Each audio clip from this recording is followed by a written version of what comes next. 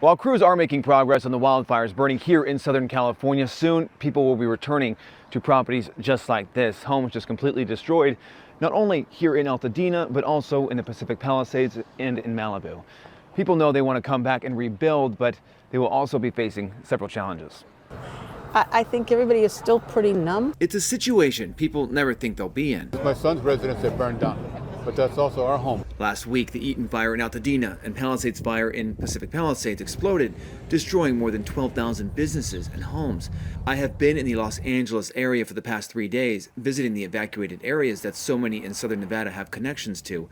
It's images like this that are inspiring people in Las Vegas to help. 5 of us came from Las Vegas, and I recruited some chef friends of mine. Las Vegas local Chef Jeff runs a nonprofit helping disadvantaged youth, but this week he's serving in a different way, and I got to see it firsthand. Well, no one called us.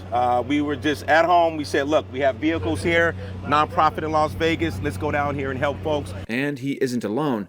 North Las Vegas-based Boxable makes prefabricated homes. I toured the facility back in 2023.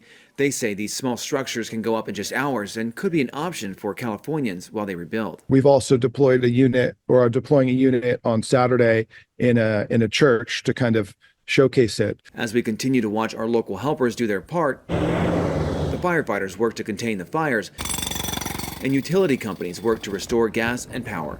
Victims we spoke to are turning to FEMA assistance sites for help, but new challenges are coming up. I met Carlin Couch, who lost her home and is now in a hotel. You're trying to rent a place. Yeah. How's that process right now? There's not a lot of places that are within my budget available. Now rents are $3,500 to $4,000 for a 1-bedroom. Is that more than the mortgage? Yeah. Others told me they're worried about their living conditions once they are able to return. The soot and smoke is toxic. You're going to be going into a hazmat situation. Fire officials know many people are eager to get back because there are still some homes standing just like those you saw there. Well, they want to make sure this area is safe and that utilities are back on for people when they do return. It could take up to a week for people to come back. Reporting in Altadena, California, I'm Joe Moeller.